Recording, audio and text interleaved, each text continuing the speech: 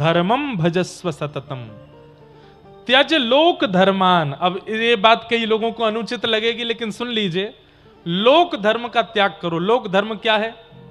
अरे बुआ जी बुरा मान गई हैं, उनको मनाना है, जीजा जी रूठे बैठे हैं, फूफा जी के मुंह में से आवाज नहीं निकल रही है, चाचा जी रूठ गए, ये रूठ गए, वो रूठ गए, ये सब। अच्छा, रूठे नहीं भी हैं तो उनको मनाने के लिए जी रहे हैं, वो नहीं रूठ जाएं, घर वाले प्रसन्न रहें, माता पिता सुखी रहें, पत्नी नाराज ना हो, बच्चे दुखी ना हो। ये लोक धर्म है, इनको मनाने से कोई फायदा नहीं है। वो ना रूठे, बस इसका ध्यान रखो। ठाकुर जी ना रूठे आपसे। रूठे चाहे राजा, वासे कछु न काजा, एक तू ही महाराजा और कौन पास जाएंगे। रूठे चाहे भाई, वासे कछु न भलाई, एक तू ही है सहाई और कौन को सराएंगे। रूठे चाहे शत्रु और मित्र आठों याम, एक तेरे चरणन के नेह को निभाएंगे। जग सारा झूठा, एक तू ही है अनूठा, रूठ जाए चाहे सारा जग, पर तू ना रूठा चाहे। आप मत रूठो। मीराबाई से सब रूठ गए थे, पति रूठ गए, ससुर जी रूठ गए, सासू मां रूठ गई, ननद रूठ गई, मेवाड़ के लोग रूठ गए, मेड़ता के लोग रूठ गए, कई वैष्णव रूठ गए, कई संत रूठ गए, लेकिन ठाकुर जी नहीं रूठे। इसलिए मीराबाई आज तक जीवित हैं सबके चित्त में। गोस्वामी तुलसीदास जी महाराज अवधि सामान्य लिपि में उन्होंने रचना कर दी मानस की। कभी उठा के देखिएगा इतिहास, काशी में कोई ब्राह्मण गोस्वामी जी के द्वारा लिखी गई मानस जी को स्वीकार करने को राजी नहीं था। गोस्वामी जी बोले कि मैंने कितना अच्छा लिखा है, मैं ये पूछने नहीं आया हूं, बस मेरे ग्रंथ को एक बार देख लीजिए कि मैंने ठीक तो लिखा है ना।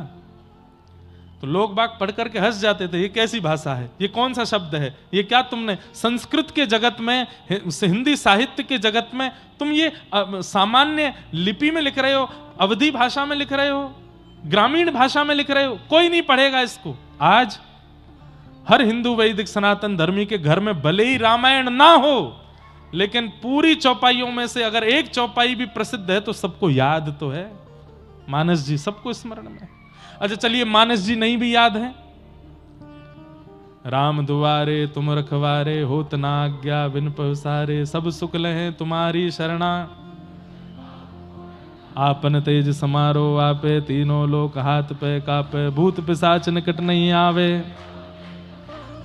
नास रोग हरे सब पीरा, जपत निरंतर हनुमत बीरा, जय जय जय हनुमान गुसाई, कृपा करो गुरुदेव की नाई, जो सतवार पाठ कर कोई, छूटे बंद महासुख होई, जो यह पढ़े हनुमान चालीसा, तुलसीदास सदा हरि चेरा, कीजय नाथ हृदय। जब गोस्वामी जी ये लिख रहे थे तब किसी ने स्वीकार नहीं किया था। आज दो चीजें ऐसी हैं, अगर वो हिंदुओं को याद ना हो तो उनको धिक्कार बोला जाता है।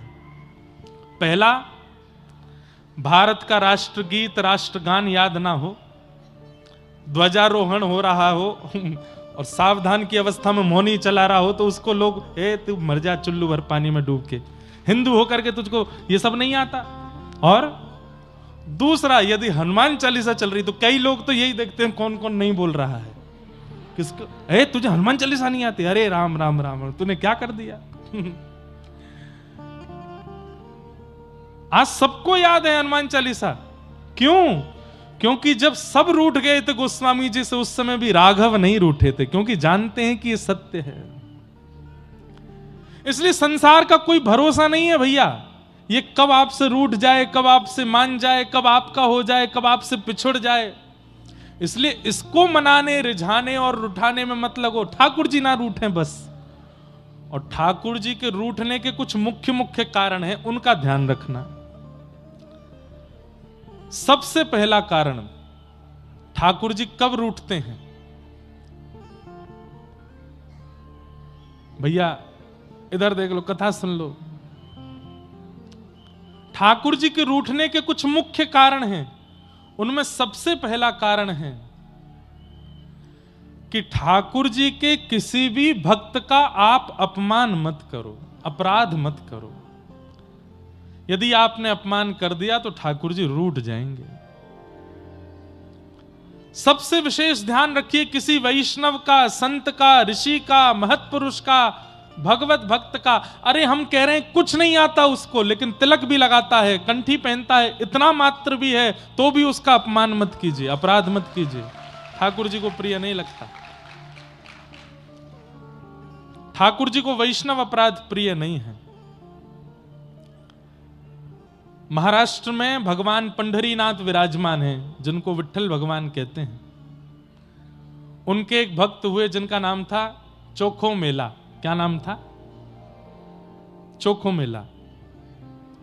तो चोखो मेला एक किसान परिवार में जन्मे थे और बहुत ऊंची जाति के नहीं थे।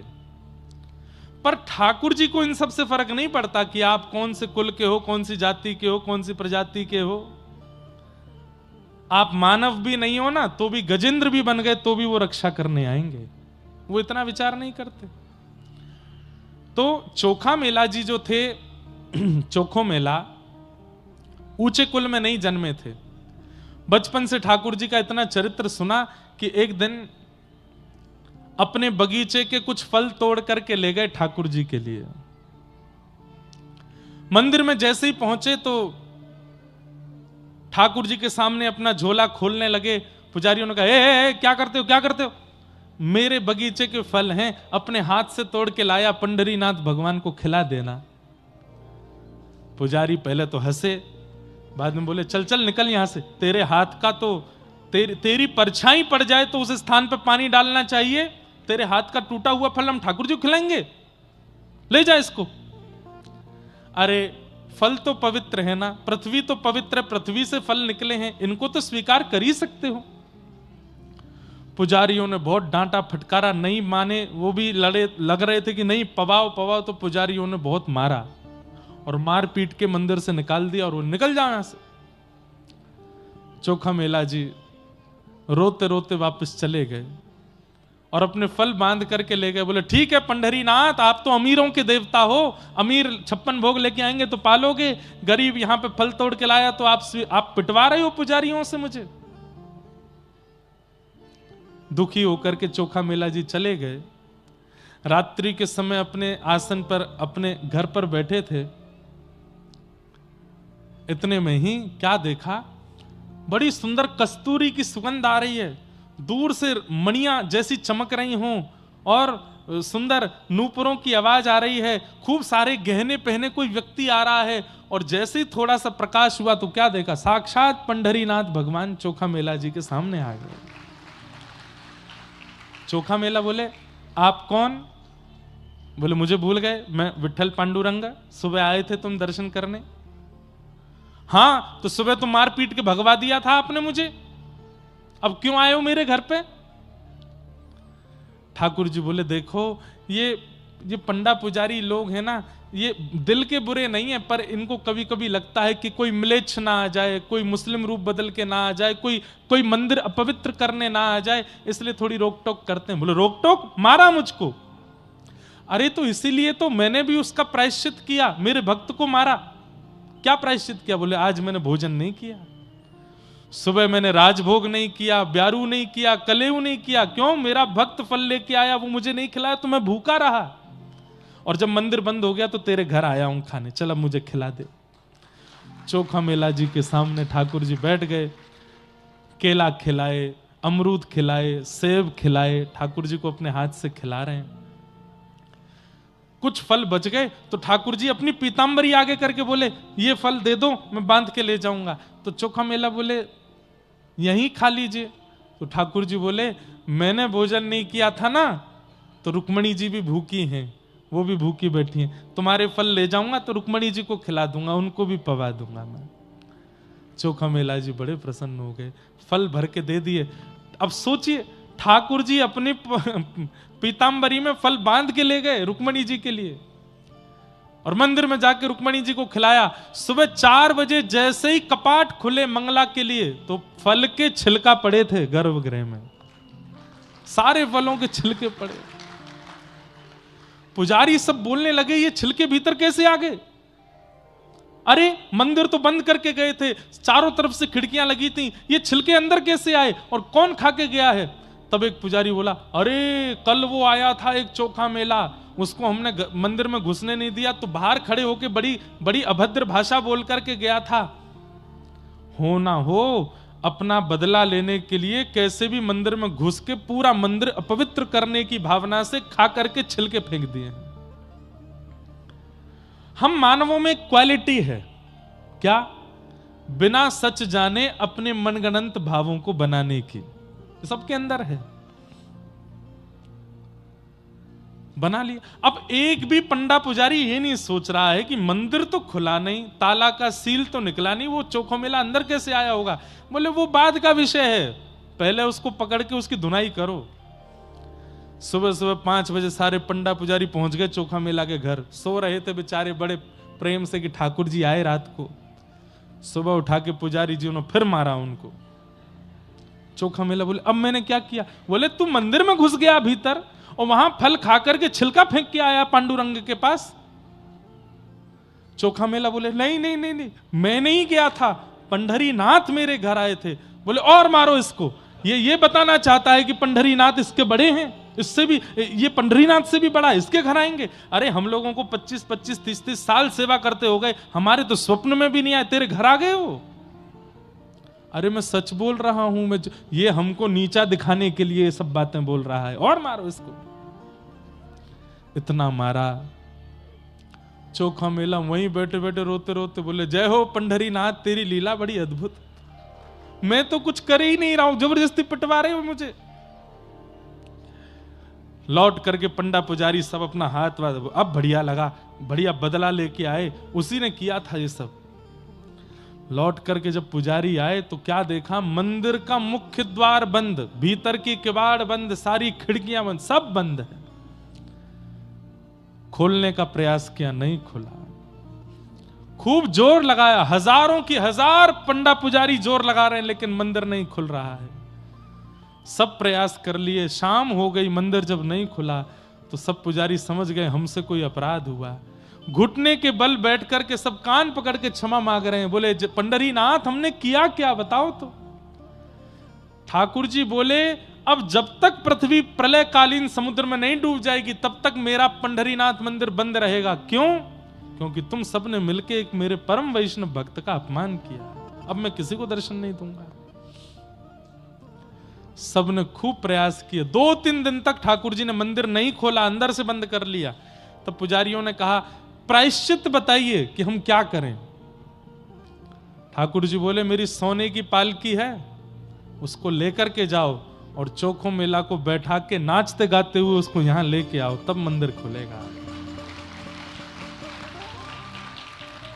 कितना प्रेम करते हैं ठाकुर जी अपने वैष्णवों से, अपने भक्तों से। अरे आप गलती से एक तिलक लगा देते हैं ना, ठाकुर जी के नेत्र सजल हो जाते हैं, अरे ये तो मेरा है गयो, ये तो मौसम प्रेम करे। अरे पति को जैसा श्रृंगार प्रिय लगता है, पत्नी वैसी साड़ी पहन ले या वो प्रिय श्रृंगार कर ले, पति खुश हो जाता है। पत्नी को जैसे अपने बच्चे पसंद हैं वैसे मार्क्स बच्चे लेकर के आ जाएं, वैसी पढ़ाई करके दिखा दें तो मां को प्रसन्नता हो जाती है।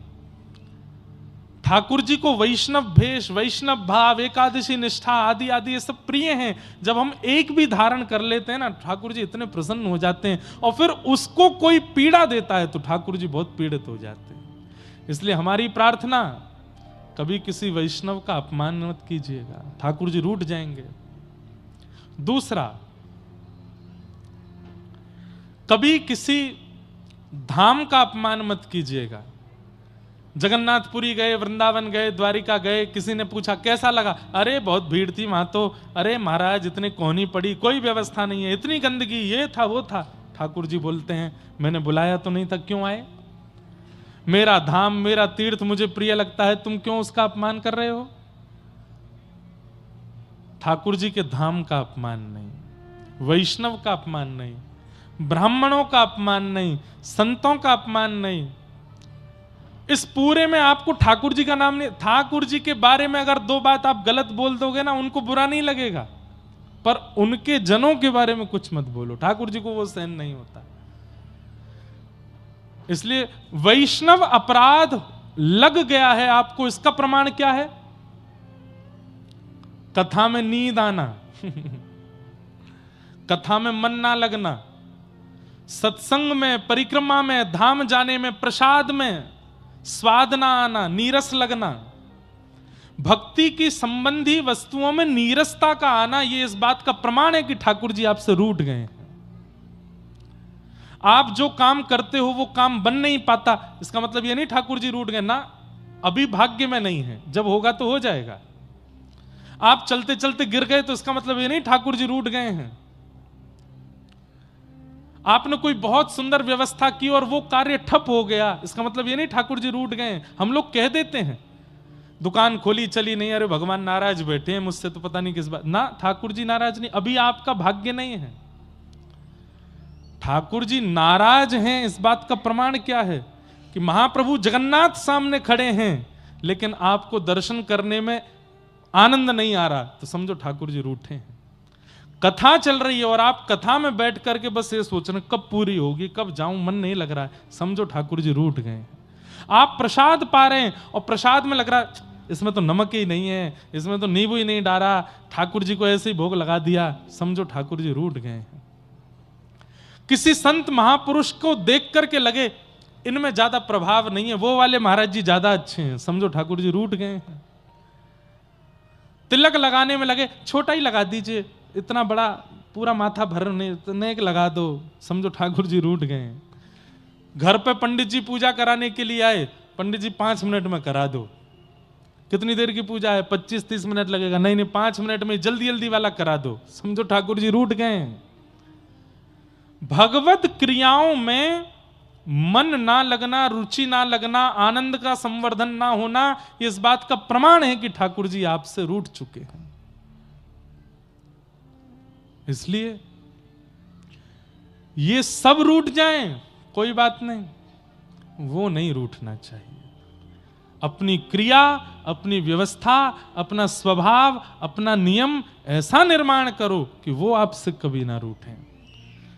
तो धर्मं भजस्व सततम त्यज लोक धर्मान, सेवस्य साधु पुरुषाम जहि काम तृष्णाम। बहुत समझने वाली बात, संतों की, साधुओं की, वैष्णवों की सेवा करो तृष्णा रहित होकर के। तृष्णा रहित मतलब, अब कई लोग आज सुबह हमसे मिलने के लिए आए, 2-4 लोग तो प्रणाम करके गए, तीसरे चौथे जो लोग आए वो बैठ गए। अब मैंने कहा ठीक है प्रणाम हो गई, चलो महाराज जी जरा सा ये बता दो। मैंने क्या, पेपर दिया था मैंने, पास होऊंगा कि नहीं?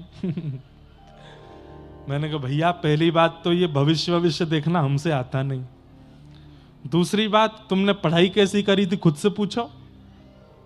अब तुम पढ़े ही नहीं होंगे तो फिर पेपर कोई तंत्र मंत्र से बढ़िया थोड़ी हो जाएगा, जैसे पढ़े होगे वैसा होगा। 4वीं 5वीं माता जी आ गई, वो बोली हमारी बेटी बहुत बीमार रहती है महाराज जी कुछ बताओ। अरे रात में तो मुझे ही बुखार आया था अब उसका मैं क्या करूं,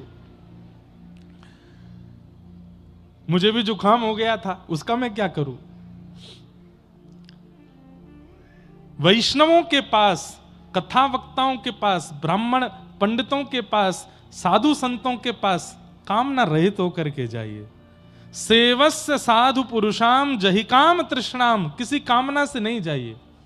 आजकल एक नई कामना और ऐड ऑन हो गई है, वहां जाएंगे तो हम अपनी वीडियो बनवा के सोशल मीडिया पर डालेंगे, 400-500 लाइक बढ़ जाएंगे, ये भी एक कामना है। कई लोग, हजारों लोग मिलने आते हैं, उनमें से 1-2 लोग ऐसे आते हैं प्रणाम करें, मुझे फोटो नहीं खिंचवाना, मुझे बस दर्शन करना था। तो मन कितना खुश होता है, अरे वाह भाई तू बस मिलने आया हमसे। साधु पुरुषों के पास, वैष्णवों के पास, संत जनों के पास सेवा करो तृष्णा रहित होकर के। ये कृपा करके आशीष दें, ये भावना भी चित्त में नहीं आनी चाहिए। ये सेवा का अवसर दे रहे हैं, यही बहुत बड़ी बात है। मुझे कुछ चाहिए नहीं, आप प्रसन्न रहो। और तीसरा गुण बहुत विशेष, अन्यस्य दोष गुण चिंतन माशु मुक्त्वा। बंधुओं एक बात सुनिए, आप धार्मिक हैं, आप अनुष्ठान करते हैं, आप भजन करते हैं, कथा सुनते हैं, परिक्रमा करते हैं, नियम का पालन करते हैं, इन सब का प्रमाण क्या है कि ये धर्म आपको लग रहा है? सब लोग इधर देखो, ध्यान से सुनो, विशेष रूप से आगे वाले लोग ज्यादा ध्यान से सुनो, पीछे वाले तो हमको दिखते नहीं, आगे वाले दिखते हैं, इधर उधर करते हैं, उबासी लेते हैं, तो हमारा मन, मेरा भी होता, मैं भी ले लेता हूं इसलिए आप लोग ध्यान से सुनो। अन्यस्य दोष गुण चिंतन माशु मुक्त्वा, आपका भजन, आपका साधन, आपका नियम आपको लग रहा है, इसका एक प्रमाण यह भी है कि किसी के लाख दोष बताने पर भी आपको उसमें दोष नहीं दिखता। लाख दोष बता दिए, अरे ये तो ऐसा है, ये तो वैसा है, ये तो ये है, ये है, समाज के लोग कुछ भी कह गए, लेकिन वो व्यक्ति जब आपके सामने आया तो आपने उसमें एक भी दोष नहीं देखा। इसका मतलब क्या है? आपका भजन, आपका साधन, आपका नियम इतना पवित्र हो चुका है कि वो जिसको दिखाता है उसको पवित्र ही दिखाता है। अरे वो रावण है जिसके सामने लोकाभिरामम रणरंग धीरम राजीव नेत्रम रघुवंशनाथम साक्षात राघव खड़े हो जाते हैं, तो रावण राम में भी दोष देख लेता है। राम जी में कोई दोष देख सकता है? श्रीमद् वल्लभाचार्य जी महाराज कहते हैं, अधरम मधुरम वदनम मधुरम हसितम मधुरम चलितम मधुरम वेणुर मधुरो रेणुर मधुरो मधुराधिपते रखिलम मधुरम। इतने मधुर हैं ठाकुर जी कि वल्लभाचार्य जी कहते हैं कि अमधुर शब्द है ही नहीं ठाकुर जी के जीवन में, इतने मधुर हैं। लेकिन वे ही जब कंस के सामने जाते हैं तो श्रीमद् भागवत कहती हैं, मल्लानाम मशनिर्णिनाम नरवर स्त्रीणाम स्मरो मूर्तिनाम गोपानाम स्वजनो सताम छितुभुजाम शास्त्रा सुपित्रो शिशु मृत्युर्भोजपतिर्विराट विदुषाम तत्वं परम योगिनाम वृष्णीनाम परदेवतेत विदितो रंगम गतः साग्रज। मृत्युर्भोजपतिर्विराट विदुषाम, अत्यंत कोमल और आकर्षक श्री कृष्ण वे जब कंस के सामने जाते हैं तो कंस थर थर कांपता है। क्यों? साक्षात लग रहा है कि काल आ गया हो, साक्षात लग रहा है कि महाकाल आ गया हो, साक्षात लग रहा है कि महाकाल का भी कोई श्रेष्ठ हो वो मेरे सामने आ गया हो। जिन कृष्ण को देख के पत्थर पिघल जाते हैं, जिन कृष्ण को देख के गैयाओं के थनों से अपने आप दूध निकलने लगता है, जिन कृष्ण को देख करके यमुना जी स्तब्ध हो जाती हैं, जिन कृष्ण को देख करके जड़ वृक्ष नीचे को झुक जाते हैं, उन कृष्ण को देख करके थरथर कांप रहा है कंस। इसका मतलब क्या है? पापी व्यक्ति, महाघनघोर संसारी व्यक्ति वही है जिसके सामने अत्यंत गुणवान भी आ जाए तो उसमें भी दोष देखे, और गुणवान वही है जो अत्यंत दोष युक्त व्यक्ति में भी गुण देखे। ईमानदारी से बताइए, हम रंगनाथ भगवान के सामने जाते हैं, उनके सामने जाकर के दर्शन करते हैं, हम लायक हैं उनके सामने खड़े होने के? क्या हमारे कर्म, हमारा विचार, हमारा स्वभाव इतना पवित्र है कि हम उनके सामने खड़े हो सकें? लेकिन फिर भी खड़े हैं। भीतर से पंडित जी, पुजारी जी तीर्थ देते हैं, प्रसाद देते हैं, षटकोप देते हैं। इसका मतलब क्या है? ठाकुर जी की दृष्टि कैसी है? लाख दोष हैं हमारे अंदर, फिर भी हमारा गुण देख करके हमको स्वीकार करते हैं। येनम रक्ष जगन्नाथ बहुजन्मापराधनम, इसने बहुत अपराध किए लेकिन फिर भी उसकी रक्षा करने की जिम्मेवारी ठाकुर जी रखते हैं। सीधी बात, बहुत लंबी चौड़ी बात ना कह के कह दूं, ठाकुर जी का स्वभाव क्या है, देव का स्वभाव क्या है? लाख अवगुण वाले व्यक्ति में भी गुण देख ले वो देव है। और दैत्य का स्वभाव क्या है? अत्यंत गुणवान व्यक्ति में भी अवगुण देख ले, ये दैत्य का स्वभाव है। हम लोगों का स्वभाव कैसा है? कथा सुनकर के जब जाते हैं तो श्रोताजन बात करते जाते हैं, कथा तो बढ़िया थी, बढ़िया कथा थी। तो दूसरी माता जी कहता बढ़िया थी, भजन तो गाए ही नहीं, 2 घंटा बैठे रहे हम, कुछ सुनाया ही नहीं। तीसरी कहेगी नहीं भजन तो नहीं गाए पर कथा तो ठीक ही कर रहे थे। तीसरी बोली नहीं नहीं, उनसे ज्यादा बढ़िया वो वाले व्यास जी थे, वो चुटकुल्ला भी बोलते थे बीच कथा में, हंसी आती थी। दोष जल्दी दिखता है हमको।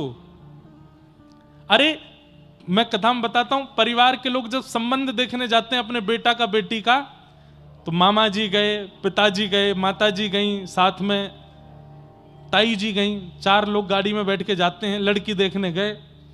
अब लड़की देख करके जब आएंगे, गाड़ी में बैठते ही सबसे पहली चर्चा, गाड़ी चलाने वाले मामा जी पूछेंगे कैसी लगी लड़की, तो पिताजी कहेंगे बढ़िया थी, तो पीछे से माता जी कहेंगे थी तो बढ़िया, पाम बड़े बड़े थे उसके, पट्टे सी लग रही थी हमको तो, पाम पट्टे है क्या।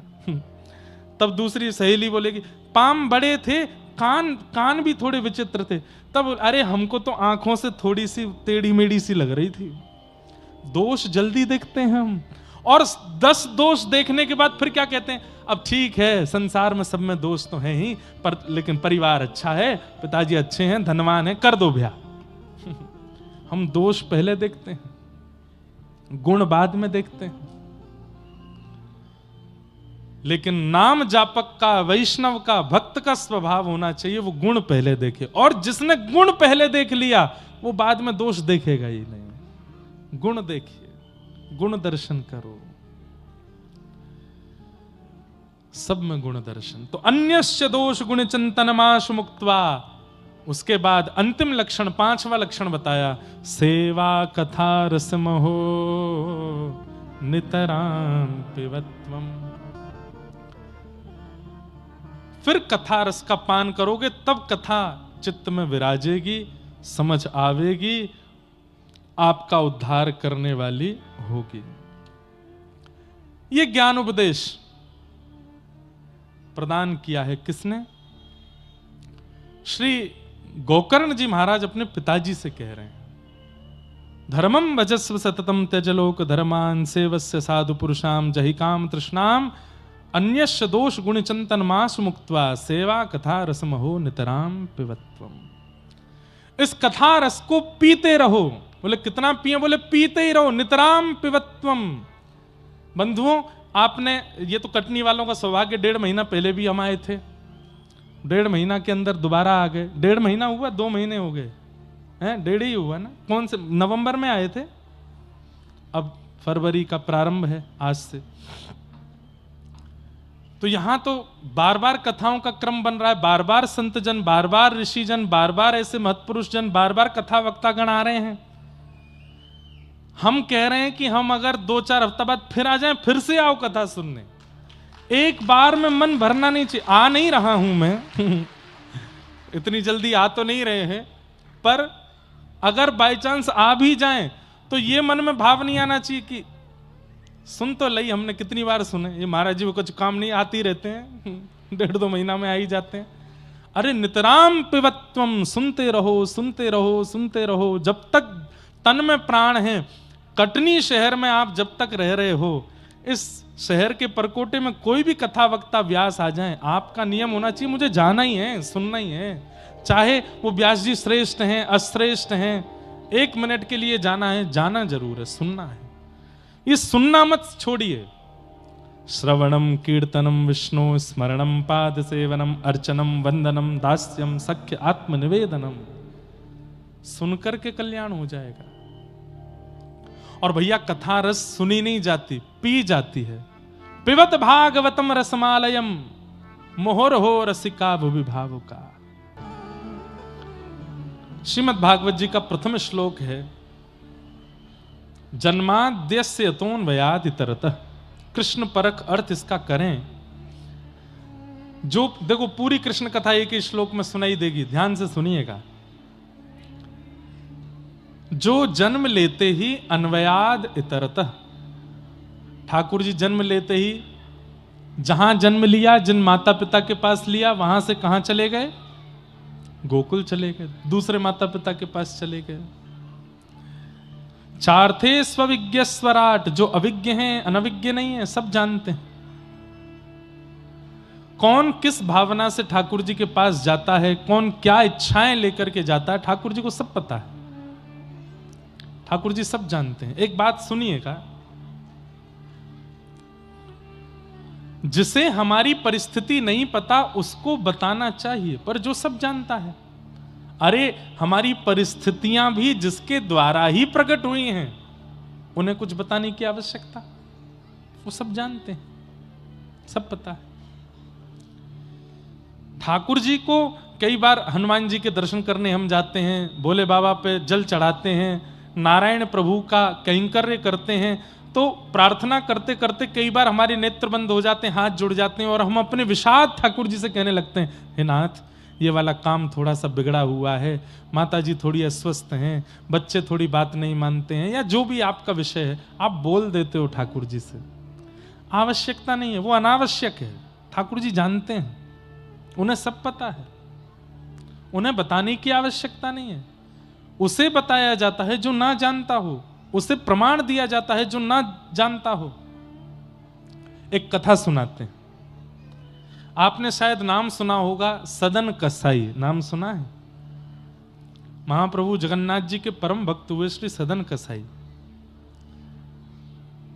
कसाई थे, मांस विक्रय करते थे, लेकिन तराजू में तोलने के लिए मांस को दूसरे पड़ले में जो भार रखा जाता, बाट रखा जाता, उसकी जगह कुछ पत्थर रखते, और गलती से उनको पता नहीं था एक शालिग्राम भगवान थे और वो उनसे मांस तोलते थे।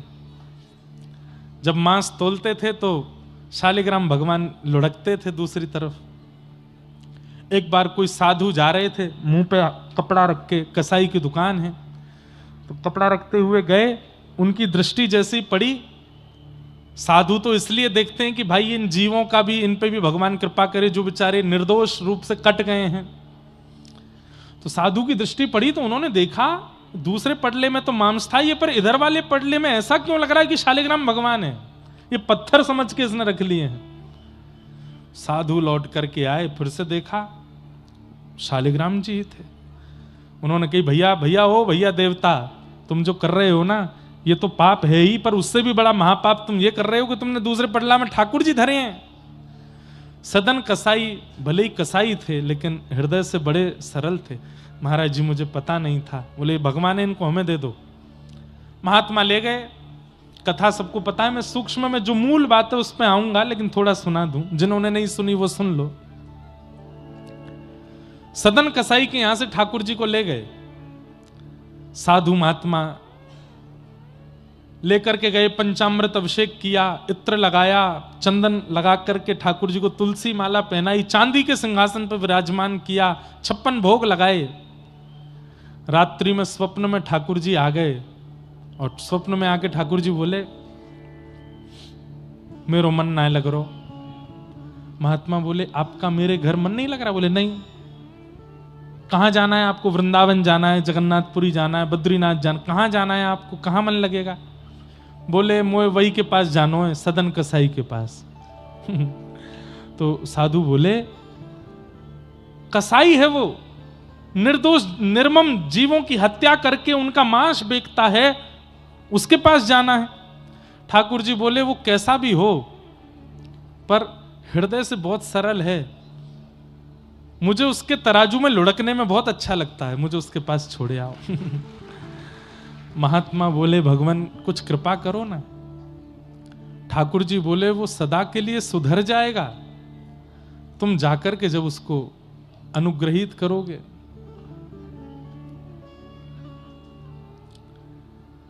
महात्मा गए, शालिग्राम जी लेकर के आए तो सदन कसाई उठ गए। बोले, भगवान और कुछ लेने आए हैं क्या? और कोई भी भगवान है क्या मेरे पास? बोले नहीं, वो तो नहीं है, इनको वापस देने आए। बोले क्यों?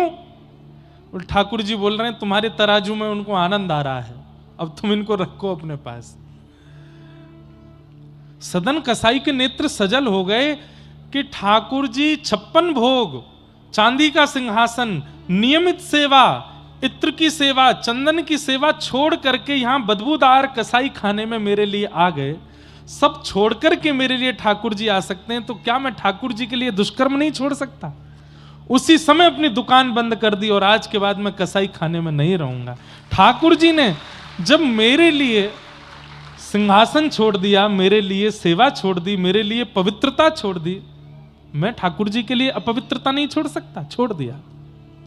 बंधुओं, अगर ये विचार हर वो व्यक्ति करने लगे जिसके घर में ठाकुर जी की सेवा है, तो उसका घर ही मंदिर बन जाएगा। सोचिए, आप सबके घर में जो ठाकुर जी विराजमान हैं, या तो वो अयोध्या से आए हैं, या तो वो वृंदावन से आए हैं, या तो वो जगन्नाथपुरी से आए हैं, या वो द्वारिका से आए हैं। एक बार विचार करो, ठाकुर जी मेरे लिए धाम छोड़ करके आ गए, मैं ठाकुर जी के लिए दूषित काम नहीं छोड़ सकता? मैं क्या ठाकुर जी के लिए अपने घर को पवित्र नहीं रख सकता? यशोदा मैया की गोद में पलने वाले ठाकुर जी मेरी गोद में बैठ के श्रृंगार करा रहे हैं, मैं इनके लिए शुद्ध नहीं हो सकता? इतना विचार करने मात्र से ठाकुर जी की सेवा आपको प्राप्त हो जाएगी। तो सदन कसाई ने नियम ले लिया कि अब मैं जगन्नाथ जी का दर्शन करने जाऊंगा। तो अब मूल कथा जो हमको सुनानी थी कि ठाकुर जी सब जानते हैं, उनसे कुछ छुपा नहीं है। तो सदन कसाई जगन्नाथपुरी के लिए निकले। सुंदर रूप था उनका, सुंदर थे।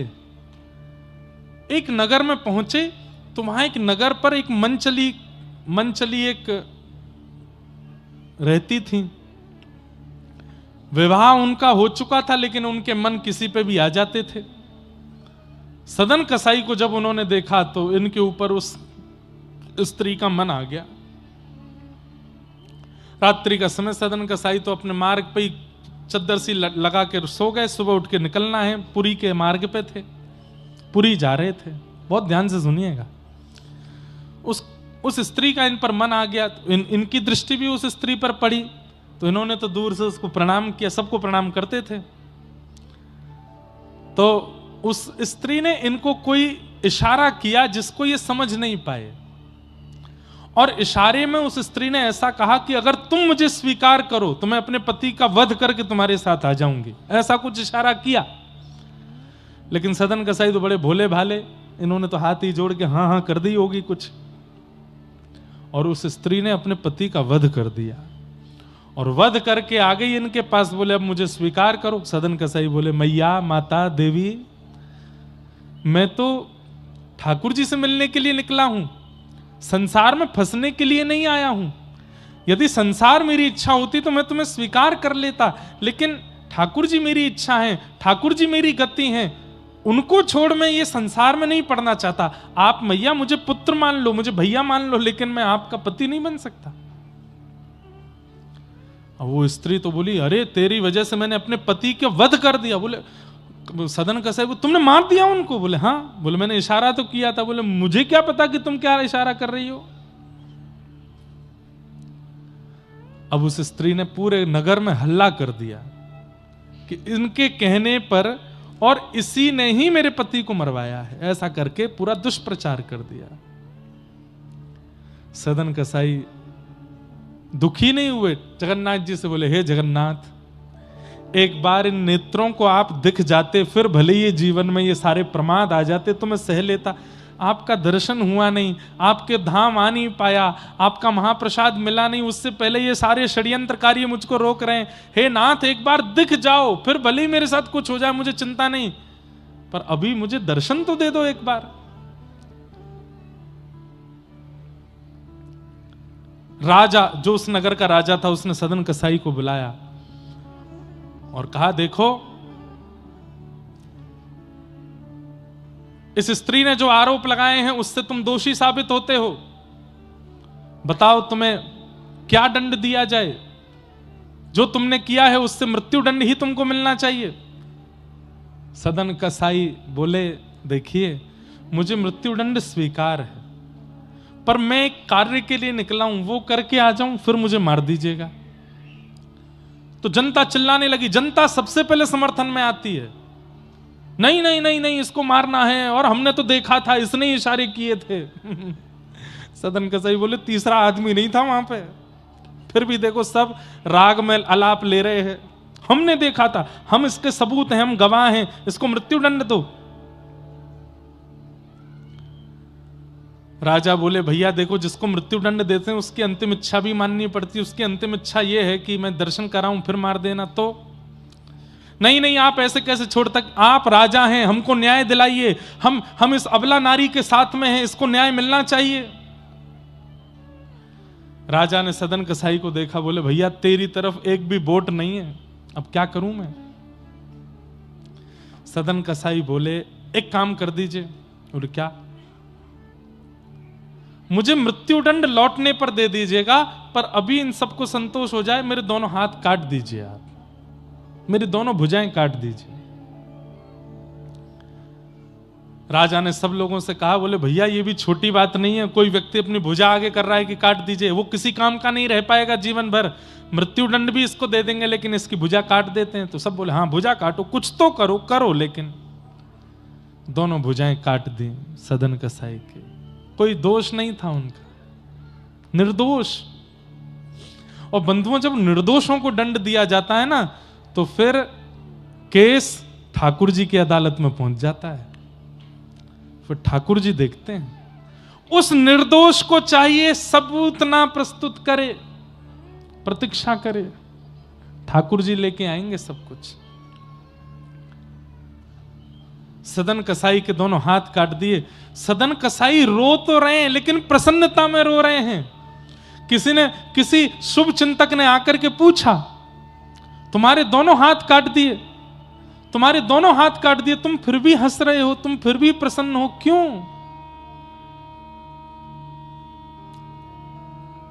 सदन कसाई बोले, मैंने आज तक दर्शन तो नहीं किया, पर मैंने सुना है कि जिनके दर्शन मैं करने जा रहा हूं भुजाएं उनकी भी नहीं है, तो अब भुजाएं मेरी भी नहीं है, मैं ऐसे ही जाऊंगा।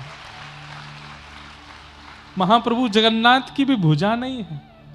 तो मुझे मन में आया कि मैं भुजा लेकर के कैसे अपने नाथ को देखने जाऊं, मैं भी बिना भुजा के हो गया। अब अच्छा है, नाथ और दास दोनों एक समान हो गए हैं, अब दर्शन में सुख मिलेगा। और सदन कसाई निकल पड़े। महाप्रभु जगन्नाथ जी छटपटा रहे हैं और प्रतीक्षा कर रहे हैं, कब आ जाए, कब मैं देखूं इस अपने प्रेमी भक्त को। जैसे ही जगन्नाथपुरी आने का समय, बिल्कुल नील चक्र दिखने लग जाए, समझ जाओ ये नीलाचल धाम आ गया। बंधुओं, मेरा इतना मन कर रहा है कि मैं अभी जगन्नाथपुरी चला जाऊं, महाराज जी को देखता हूं, और जब जगन्नाथ जी की चर्चा करता हूं इतना हिलोर उठती हैं कि बस मैं अभी पहुंच जाऊं, देख आऊं एक बार महाप्रभु जी को। इतना अच्छा लगता है जगन्नाथपुरी में। जैसे ही नील चक्र दिखाई दिया, मंदिर का नील चक्र किलोमीटरों दूर से दिखाई दे जाता है जगन्नाथपुरी में। आहा, नृत्य करने लगे सदन कसाई, लेकिन इतना रक्त निकल चुका है कि शरीर में अब ताकत नहीं चलने की, तो कभी कभी बेहोश होकर गिर जाते हैं। 4-4 घंटे बाद होश आता है, फिर उठ के चलते हैं, फिर गिर जाते हैं। महाप्रभु जी से वहां सहन नहीं हो रहा। पुजारियों को अनुभव हुआ कि जगन्नाथ महाप्रभु अपनी वेदी पर हिल रहे हैं। एक पुजारी ने जाकर के प्रार्थना की, महाप्रभु जी आप उत्सुक लग रहे हैं, आप बड़े प्रसन्न लग रहे हैं, कोई आज्ञा हो तो हम सेवकों को आज्ञा कीजिए। तो महाप्रभु जी ने आज्ञा की, मेरा एक भक्त आया है और वो यहां तक पहुंचने में बड़ा दुर्बल हो रहा है, पालकी लेकर के जाओ, उसको लेकर के आओ, उसको बैठा करके लाओ। मेरा परम भागवत भक्त आया है, उसको लेकर के आओ। पुजारी बोले, भैया देरी नहीं करो, जल्दी पालकी लेकर। अब पालकी लेकर के जगन्नाथपुरी के द्वार पर पहुंचे। वहां तो हजारों भक्त थे। ठाकुर जी ने ये तो बताया नहीं कि कौन सा भक्त। पालकी देख करके भक्त बोले, भैया पालकी क्यों आई? बोले, ठाकुर जी ने कहा है मेरा जो परम भक्त हो उसको इस पालकी में बैठा के लाना है। तो उन भक्तों में लड़ाई होने लगी। बोले, मैं परम भक्त हूं। दूसरा बोला, नहीं तू नहीं, मैं हूं। क्यों? मैं 500 किलोमीटर पैदल चल के आया। कोई बोला, मैं दंडवती करता हुआ आ रहा हूं, मैं परम भक्त हूं। कोई बोला, मैंने अन्न छोड़ दिया, मैं परम भक्त हूं। पालकी पे चढ़ने वालों में लड़ाई होने लगी। दूर खड़े सदन कसाई बोले, कोई तो बैठे पालकी पे, तो नाथ से पहले उस परम भक्त का दर्शन हो जाएगा जिसके लिए ठाकुर जी ने पालकी भेजी है। मतलब भक्त को कभी यह अभिमान नहीं होता कि मैं भक्त हूं। अपने किसी नियम का, क्रम का यदि आपको अभिमान है कि मैं तो ये नियम करता हूं, मैं तो ये, तो आप समझ जाइए कि ठाकुर जी आपके लिए पालकी कभी भेज ही नहीं सकते। सदन कसाई की तरह हो जाए, वो अपने लिए सोच रहे मैं तो परम भक्त हूं ही नहीं, इनमें से कोई परम भक्त होगा, वो जब पालकी पे बैठ जाएगा तो अच्छा है, ठाकुर जी से पहले उस परम भक्त का दर्शन होगा। पर वहां इतनी लड़ाई हो गई, इतनी लड़ाई हो गई कि पुजारियों को खाली पालकी लेके जाना पड़ा। जब पहुंचे तो महाप्रभु जी बोले, हे तुम लेके नहीं आए? ठाकुर जी वहां तो घमासान मची है, सब लड़ रहे हैं, हम बैठेंगे पालकी पे, हम बैठेंगे पालकी पे। आपने परिचय तो बताया नहीं कि आपका जो भक्त है उसका हुलिया कैसा है, ये तो बता दो। महाप्रभु जगन्नाथ जी के नेत्र सजल हो, बोले जैसा मैं हूं वैसा ही वो है, उसकी भी भुजा नहीं है, वही है मेरा परम भक्त। जैसा मैं हूं वैसा ही मेरा वो परम भक्त है, उसको लेके आओ।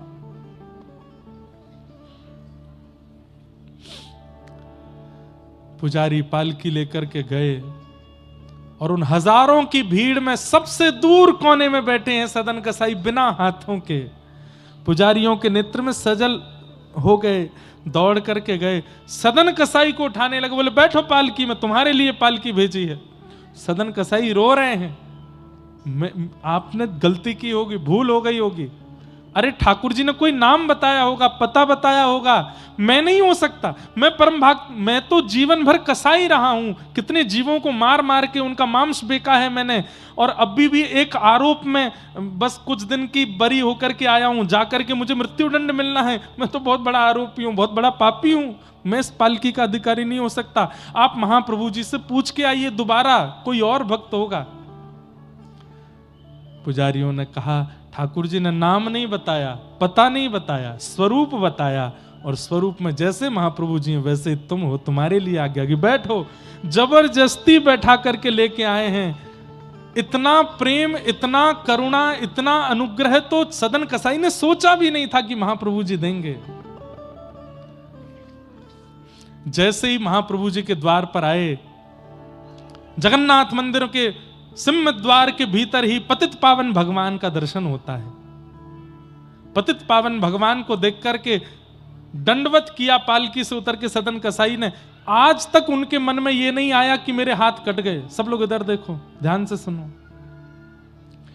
आज तक मन में नहीं आया मेरे हाथ कट गए, लेकिन आज जैसे ही प्रणाम किया तो प्रणाम करने पर ये भुजाएं उठ नहीं पा रही थीं। तब पहली बार मन में आया कि मेरी भुजा होती तो मैं अपने महाप्रभु जी को दंडवत साष्टांग प्रणाम करता, लेकिन भुजा तो नहीं है। अब बंद हो गया, लेकिन पहले जगन्नाथपुरी में नियम था, प्रत्येक दर्शनार्थी महाप्रभु जी को आलिंगन करते थे, सब जाकर के महाप्रभु जी को पकड़ते। यही सोचते जा रहे हैं सदन कसाई कि मैं आलिंगन करूंगा कैसे, आलिंगन के लिए तो भुजा चाहिए, मेरे पास तो भुजा है ही नहीं। महाप्रभु जी बाह पसार करके खड़े, मैं कैसे आलिंगन करूंगा। जैसे ही महाप्रभु जी के सामने पहुंचे, इसी ग्लानि में रोने लगे कि नाथ मेरी भुजा नहीं है, मैं आपको अपने अंक में कैसे भरूंगा। इस भावना से कटी हुई भुजा जैसे उठाई, तुरंत दोनों भुजाएं प्रकट हो गईं और महाप्रभु जी को आलिंगन कर लिया, हृदय से लगा लिया। मानो उन्होंने नहीं, महाप्रभु जी ने उनको हृदय से लगाया। सोचिए, निर्दोष थे वो, मृत्यु दंड चढ़ा है उनके ऊपर, लेकिन महाप्रभु जी ने कैसा प्रेम, कैसा उपकार, कैसा अनुग्रह किया। क्यों? कोई सफाई नहीं देनी पड़ी किनको, कोई सफाई नहीं देनी पड़ी यहां सदन कसाई जी को जाके कि मैंने अपराध नहीं किया, मैंने दोष नहीं किया, इसलिए मेरे हाथ काट दिए, जबरदस्ती का कुछ नहीं कहा है। मौन गए थे, क्योंकि महाप्रभु जी सब जानते हैं आपके जीवन में क्या चल रहा है, क्या नहीं चल रहा है। मत बताइए, ठाकुर जी को सब पता है उनको। उनके सामने तो निर्भाव से जाओ, निष्काम भाव से जाओ, कुछ नहीं चाहिए नाथ। बल्कि दुखी हो फिर भी ठाकुर जी के सामने जाके कहो, हम बहुत सुखी हैं ठाकुर जी, हम बहुत प्रसन्न हैं, सब बढ़िया चल रहा है, आप बिल्कुल निश्चिंत रहें, हम बहुत बढ़िया से जीवन जी रहे हैं। ठाकुर जी प्रसन्न हो जाते हैं। जगन्नाथ, श्री जगन्नाथ महाप्रभु की जय। महाराज, जगन्नाथपुरी में सब कुछ महा है। दुनिया में प्रसाद होता है, वहां महाप्रसाद है। दुनिया में समुद्र होता है, पर वहां पर महोदधि है। दुनिया में प्रभु होते हैं, पर वहां महाप्रभु हैं। जगन्नाथपुरी में सब कुछ महा है। दुनिया में सब पात्र होते हैं, वहां महापात्र हैं। सब कुछ महा है, जगन्नाथपुरी में। ऐसे अद्भुत ठाकुर हैं भैया इस कलिकाल में। हम जीवों के यदि वास्तव में कोई नाथ हैं, हम सब अनाथ हैं इस कलिकाल में, हमारे नाथ यदि कोई हैं तो वो महाप्रभु जगन्नाथ ही है। इस कलयुग में हम सबके प्राण दाता वही हैं, उनको प्रणाम। तो चार थे स्वविज्ञ स्वराट, ठाकुर जी सब जानते हैं, कुछ बताने की आवश्यकता नहीं है। तेने ब्रह्म हृदय आदि कवये मुह्यन्ति यत्सूरयः, ब्रह्मा आदि देवताओं को भी जो ज्ञान उपदेश करते हैं, बड़े बड़े इंद्र आदि देवताओं को भी जो अपनी लीला पर मोहित कर लेते हैं। यत्र त्रिशर्गो मृषा, जिनकी कृपा से ये सृष्टि जो सत्य नहीं है, अमृष है, सत्य सी प्रतीत होती है पर वो सत्य नहीं है। धामना स्वेन सदा निरस्त कुहकम सत्यम परम धीमहि, ये अमृषा सृष्टि, इसके प्रति असत्यता की भावना और सृष्टि में केवल ठाकुर जी सत्य हैं, ये भावना प्रकट तभी होगी जब आप ये जान लोगे कि ठाकुर जी ही परम सत्य हैं।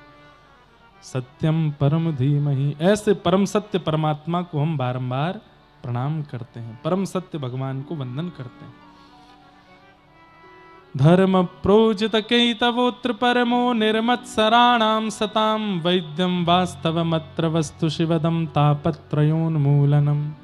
श्रीमद्भागवते महामुनि कृते किंबा परैरीश्वर सद्यो हृद्यवरुध्यते त्रिकृतभिः शुश्रूषुभिस्तत्क्षणात्।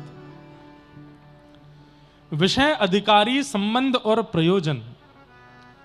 श्रीमद् भागवत कथा कराने का, सुनने का, करने का विषय क्या है? परम धर्म का उद्दीपन होना।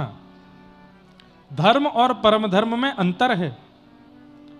इन संसार में रहने के लिए, मान प्रतिष्ठा यश वैभव प्राप्ति के लिए जो हम कर्म करते हैं, सत्कर्म करते हैं, वो सब धर्म कहलाते हैं। पर भगवत प्राप्ति के लिए जो हम क्रिया करते हैं वो परम धर्म कहलाता है। आप तिलक लगाते हैं, शिखा रखते हैं, धोती पहनते हैं, धर्म का पालन करते हैं, गुरु आज्ञा मानते हैं, माता पिता की सेवा करते हैं, सब धर्म हैं। पर इस धर्म को करने से आपका यह लोक सुधरेगा, पर उस लोक की प्राप्ति के लिए और उस परमात्मा की प्राप्ति के लिए आपको परम धर्म करना पड़ेगा। परम धर्म किसे कहते हैं? जहां पर शरीर के सुख की कामना नहीं है, आत्म कल्याण की भावना है कि शरीर में विद्यमान जो वो दिव्य चेतना है, वो आत्मा है, उसका उद्धार हो, जैसे भी हो उसका कल्याण हो, ये भावना चित्त में जब आ जाती है तब वह परम धर्म का रूप ले लेता है। हम सब लोग धार्मिक हैं, परम धार्मिक नहीं है।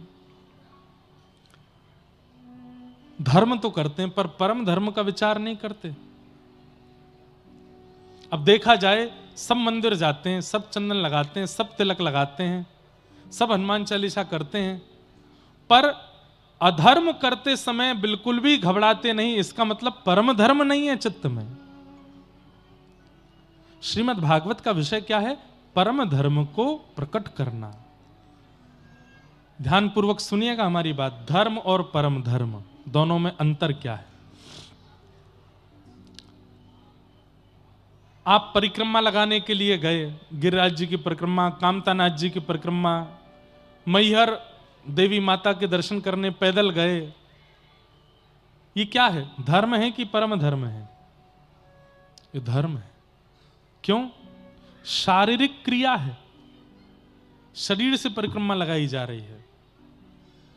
लेकिन आप कटनी मध्य प्रदेश में बैठे हैं, नेत्र बंद करके चिंतन करते हैं कि मैं गिरिराज जी में हूं, गिरिराज जी की पावन तलेटी है, पावन रज बिछी हुई है, रसिक जन गिरिराज जी की जय जयकार करते हुए आगे पीछे चल रहे हैं, और मैंने दान घाटी पर प्रणाम करके परिक्रमा प्रारंभ की है। सुंदर मयूर, बानर, कहीं ब्रजवासी, कहीं साधु संत महात्मा दर्शन दे रहे हैं, कहीं भंडारा चल रहा है, कहीं सब लोग मिलकर के संकीर्तन कर रहे हैं। आहा, चलते चलते चलते अब अरे अब तो आने और गांव आ गया। आने और गांव में बढ़िया सुंदर ठाकुर जी की झांकी है। आने और गांव से थोड़े आगे निकले, अब पूछरी के लौठा आ गए। पूछरी के लौठा की जय हो, प्रणाम कर लिया। अब यहां से आगे चले, अब तो जतीपुरा आया है। आहा, जतीपुरा में लस्सी पियेंगे, थोड़ी सी लस्सी पी ली महाराज। जतीपुरा में प्रणाम कियो, प्रणाम करके चले। थक गए हैं, तोरे पामों में दर्द हो रहा, नेक बैठ गए हैं। व्रजरज को माथे से लगा रहे हैं। थोड़े और आगे चले, बड़ी परिक्रमा पूरी हो गई, प्रणाम करके छोटी परिक्रमा में प्रवेश कर गए हैं। चलते चलते महाराज सुंदर दिव्य दर्शन हो रहे हैं। अब आगे चले तो यहाँ पर उद्धव कुंड आ गया, कृष्ण कुंड आ गया, राधा कुंड आ गया। सब जगह प्रणाम करते हुए हम आगे अरे भैया अब तो थक गए, चलो नहीं जा रहे, बड़े हाँप रहे हैं। आहा, अब तो मुकुट मुखारबिंद आ गया, कुसुम सरोवर आ गया। दान घाटी आते ही परिक्रमा विश्राम, ये परम धर्म है। मानसिक तीर्थयाटन करना। आप कहोगे महाराज जी इसको आप ये भी तो कह सकते हो कि वो जीव आलसी है, चल के जाना नहीं चाहता इसलिए मन से कर रहा है। नहीं, मन से करने वाला व्यक्ति आत्मा को भ्रमण कराता है, आत्मा की तीर्थ यात्रा कराता है और आत्मा को भगवत सन्निधि दिलाता है। यही तो परम धर्म है। अब शरीर से गए गिरिराज जी, पर मन डोल लो जबलपुर में।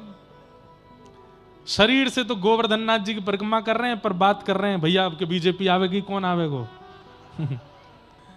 शरीर से तो तिरुपति बालाजी दर्शन करने के लिए गए, पर मन में चर्चा चल रही है कि घर में क्या चल रहा होगा, क्या विषय होगा, क्या भाव होगा, क्या वार्ता होगी, आदि आदि। वो धर्म तक सीमित रह जाता है क्योंकि मन वहां नहीं लगा। पर शरीर आपका कटनी में, शरीर आपका जबलपुर में, शरीर आपका मैयर में, शरीर आपका सतना में, शरीर आपका कहीं और है, पर मन से एक दिन पता है कैसा आएगा। यही मानसिक चिंतन करते करते करते ऐसा होगा, आप बैठे कटनी में होंगे लेकिन गिरिराज जी में जो हो रहा होगा आपको यहीं बैठे बैठे अनुभव होने लग जाएगा। ये चमत्कार नहीं होगा। रैदास जी के चरित्र में मैंने पढ़ा है कि रैदास जी अपने ठाकुर जी को तीर्थ यात्रा कराते थे, लेकिन रैदास जी को लगा बड़ा श्रम हो जाता है, अब तीर्थों में नहीं जाएंगे, घर पर ही सेवा करेंगे। तो एक दिन ठाकुर जी स्वप्न में बोले, अरे रैदास अब तू हमको तीर्थ यात्रा नहीं कराते।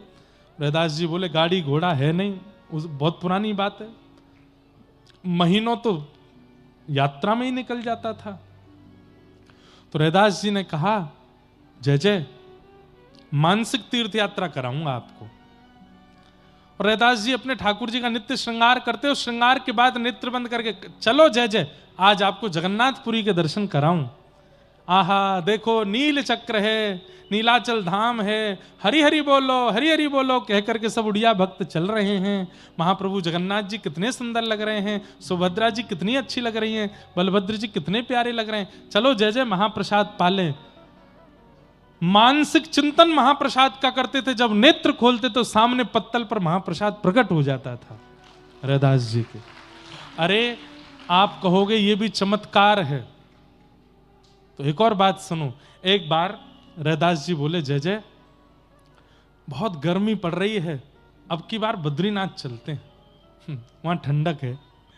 ठाकुर जी का श्रृंगार किया, अपनी कुटिया में बैठे गांव में, जेठ का महीना, गर्मी पड़ रही है, लू चल रही है गरम गरम, और रैदास जी कह रहे हैं जय जय चलो बद्रीनाथ चल रहे हैं। आहा, गंगा जी को प्रणाम किया, हरिद्वार से आगे निकले, ऋषिकेश आ गया। अब ऋषिकेश के बाद अब देखो यहाँ पर ये कर्ण प्रयाग, रुद्र प्रयाग, देव प्रयाग सब पार करते हुए जगन्नाथपुरी पहुंच गए। जय जय सौल ओढ़ ले, बहुत झाड़ो पड़ रहा है, बर्फ पड़ रही है चारों ओर से। जैसे ही बद्रीनाथ का चिंतन करते तो गांव में भी बर्फीली हवा चलने लग जाती। गांव के लोग समझ जाते जरूर रैदास अपने ठाकुर जी को बद्रीनाथ ले गया होगा, तभी बर्फ गिर रही है। कहने का अभिप्राय क्या है? तन से जो आप कर रहे हैं वो धर्म है, पर मन जहां लगा है वो परम धर्म है। व्यक्ति तन से तो धर्म कर लेता है क्योंकि आजकल सोशल मीडिया का टाइम है, फोटो खिंच जाती है, वीडियो बन जाती है, आप जैसा अपना स्वरूप दिखाना चाहो वहां दिखा सकते हो। मन से होना चाहिए। काशी विश्वनाथ हो, जगन्नाथ हो, द्वारिकानाथ हो, बद्रीनाथ हो, सबका तो प्रचार कर दिया आजकल के क्रिएटर्स, सोशल मीडिया इन्फ्लुएंसर्स ने। वो धर्म तो कर रहे हैं, पर परम धर्म तो मन से होता है, मानसिक रूप से होता है। श्रीमद् भागवत क्या कराती है? श्रीमद् भागवत आपके चित्त में परम धर्म का बीज बो देती है। फिर तन से ज्यादा आपको मन से क्रिया करना अच्छा लगता है, मन से उपस्थित होना अच्छा लगता है। दूसरी बात, भागवत का विषय, पहली बात क्या है कि परम धर्म सिखाती है भागवत। दूसरी बात, श्रीमद् भागवत सुनने और कहने का अधिकार किसको है? बहुत ध्यान से सुनिए सब लोग। श्रीमद् भागवत सुनने कहने का अधिकार किसको है? तब कहते हैं निर्मत्सराणाम सताम, जिसके चित्त में मात्सर्य दोष नहीं है। मात्सर्य दोष किसको कहते हैं? 4 प्रकार के दुख होते हैं। कर्म से दुखी, समय से दुखी, स्वभाव से दुखी और दूसरे के सुख से दुखी।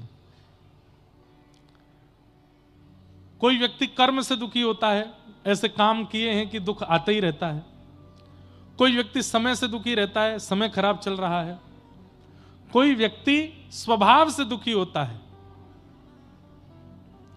लेकिन इस संसार में सबसे ज्यादा संख्या है दूसरे के सुख से दुखी होने वालों की। वो दुखी क्यों है? क्योंकि उसने किसी को हंसते हुए देख लिया, इसलिए दुखी है कि वो हंस क्यों रहा था, वो खुश क्यों है, वो प्रसन्न क्यों है, वो इतना आनंद में क्यों है, हमसे देखा नहीं जा रहा है। सुखी मत हो।